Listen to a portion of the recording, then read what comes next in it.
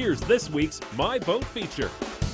Two maintenance items that are often overlooked on inboard powered boats are Cutless bearings and stuffing box repacking. So this week on My Boat, we're going to take advantage of the Ski Nautique that's going through a restoration so that everything is opened up to show you how both of those tasks are done.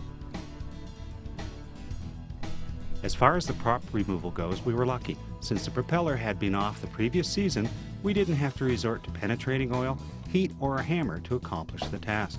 Back in the boat, the next task was to undo the locking nut and stuffing box nut using a pipe wrench and a large set of pliers. Well, that was pretty easy. Now normally what you do here is remove the coupler that connects up to the transmission and move this collar off by loosening off the grub screw or Allen screw here and take everything out, and you'd pull the prop out through the bottom of the boat. Now in our case, no engine and transmission, we're going to go the easy route and take it out this way. Now one of the things when you get a shaft out, you want to check around where the Cutless bearing has been and of course where the stuffing box is and look for any bad scoring. In the case of this one, there's just a light bit of wear, so everything's great and this shaft can go back in. With the shaft out, it was back under the boat to get working on removing the Cutless bearing from the strut, starting with the set screws.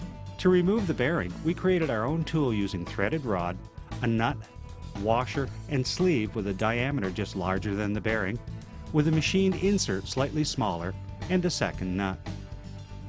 Now the tedious task began, and wrenching.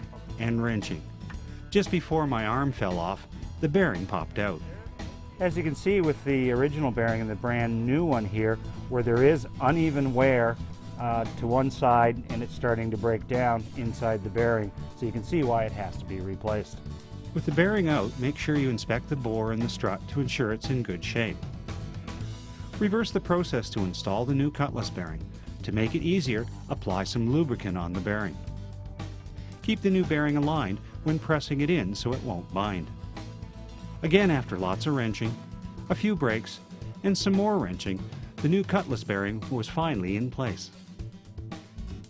Now it's time to take a look at the stuffing box.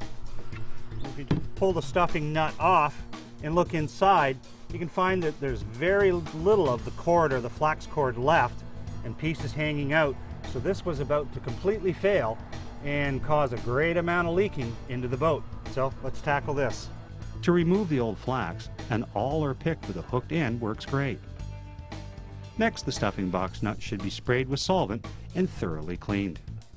Then cut the required lengths of flax packing using Teflon or Gore-Tex type flax, the best packing material. To get the length right, wrap the flax around the shaft and cut at a 45-degree angle. Depending on the size of the shaft and the stuffing box, you may need 2 to 4 rows of flax. A screwdriver works to press the flax into the stuffing box or nut. For each subsequent layer, ensure you stagger the joints. Before the shaft goes back in the boat, spray some lube in the bearing and into the shaft log as well. With everything ready, it was time to get the shaft back in with just a little coaching from under the boat. The next step is to screw down the stuffing box as far as we can here on shore, but we won't finish tightening it and adjusting the drip rate till the boat's back in the water. Back under the boat, seats were drilled into the Cutless bearing, then the new set of screws were tightened into place. Finally, the prop was slid onto the shaft over the key, the nut snugged down, and the cotter pin inserted. Well, as you can see, the motor's back in the boat. We've launched it, so we're down here at the marina to do the final adjustments to the stuffing box. Using the pliers and pipe wrench again, the locking nut was backed off and the initial tightening to slow the drips was done. With the engine running and in gear, final adjustments were made until the drip rate had settled to about 3 to 5 per minute. Last thing we have to do here is tighten everything up and then put in the safety wire.